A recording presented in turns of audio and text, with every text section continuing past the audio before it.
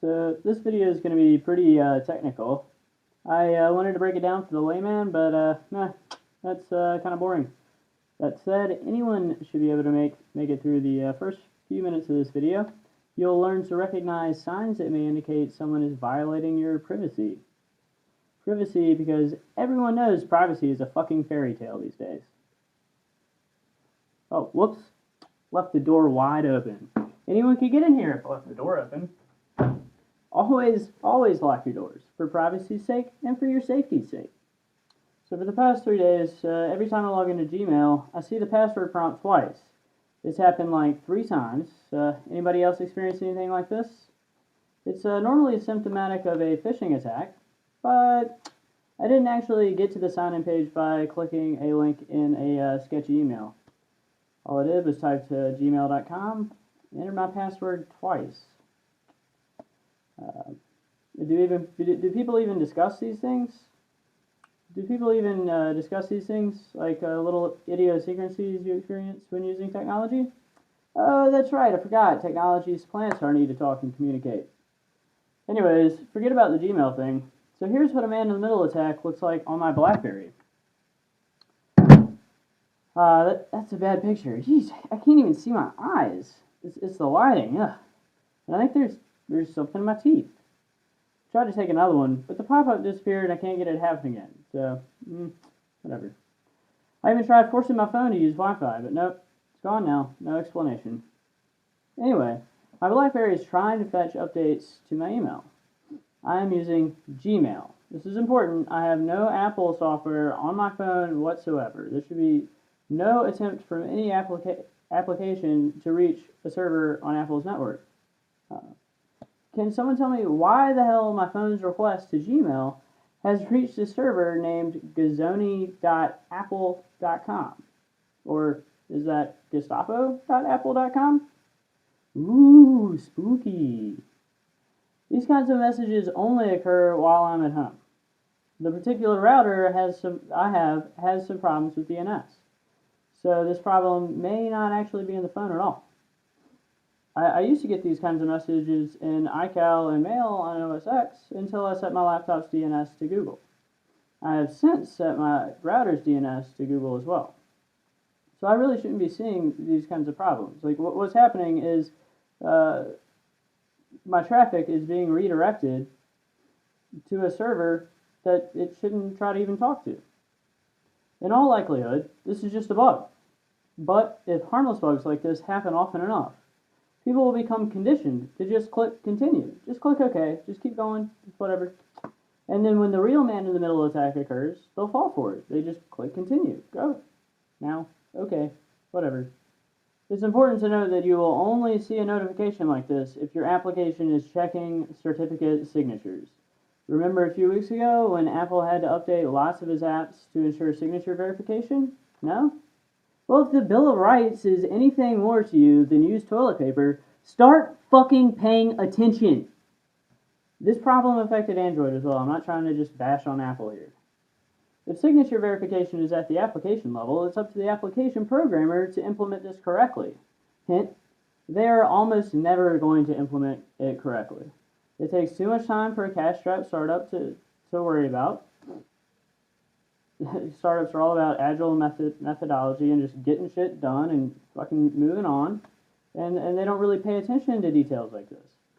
It's too hard to do it 100% correctly for 100% of applications. If someone says that they can implement SSL 100% correctly, be very, very skeptical. It's very easy to make mistakes with crypto.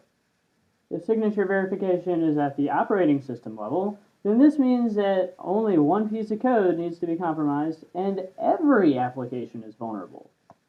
The NSA loves these kinds of vulnerabilities because, one, very few people ever examine this code, especially if it's closed source. 2, businesses don't actually want to spend the time to examine this code because it's expensive and it's risky. What if you actually do find a vulnerability and then you have a huge news story and it blows out of proportion? And 3, this kind of vulnerability is full of plausible deniability. Oh, it's just a mistake. We didn't even know. And we have dozens of zero-day exploits anyways, so go ahead and just, we don't even need that one anymore. And so here's the problem. There's really not a good fix for certificate validation. Either you patch hundreds of different applications, which may be outside of your control. These applications may be accessing multiple APIs via HTTPS. Hopefully not HTTP, but do you even know? Or you implement this in the operating system, and one vulnerability can implicitly affect all applications. Okay, so let's just say that we do solve the problem of certificate validation in applications. If someone has the ability to compromise servers with certificates, then they can capture those certificates. If someone has the ability to read email for system administrators, then again, they can capture those certificates, which are usually sent via email. Okay, so now we've got the certificates that we need. If you have the ability to reroute internet traffic at an ISP level using BGP exploits, then you can perform a silent man-in-the-middle attack on any target that you wish, given enough time, preparation, and intel. I emphasize silent. The NSA does not employ methods which will raise suspicion whatsoever. So, a few scenarios, each involving a target, a Facebook server, and us, the man in the middle.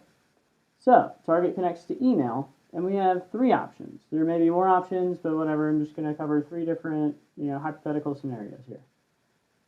Option number 1, use an SSL truncation attack, whereby your request to log out is blocked. You think your session is over, but a server in the middle can continue to make requests on your behalf, though it requires some fancy routing tricks.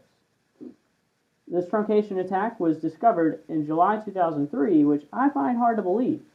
I thought these people were smart. This attack seems kind of obvious. Option number 2. We just duplex the traffic for given targets to another server, which witnesses the complete SSL key exchange anyways. And so we can silently see whatever the user sees. We cannot manipulate the session, but we can scrape data from whatever pages that they have accessed. Either option number 1 or 2 require obtaining the SSL certificates. Option number 2 requires access to ISP routers, for example.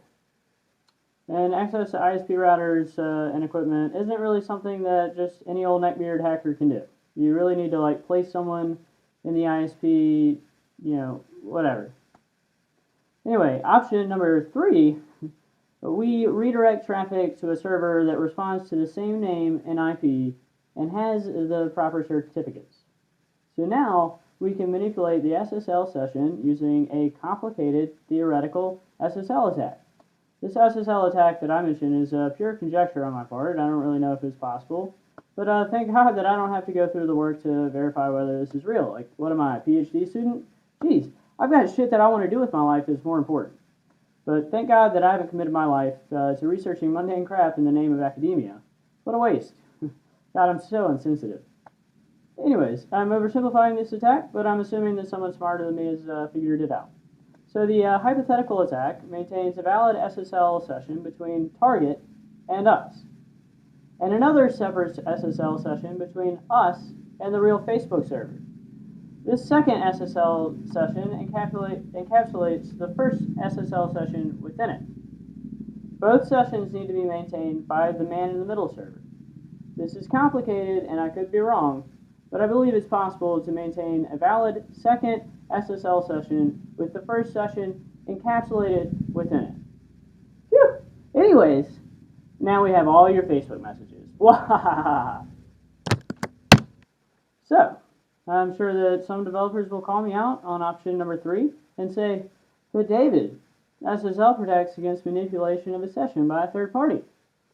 I'm just trying to say that it may be theoretically possible, and if so, I wouldn't be surprised if someone has already implemented it.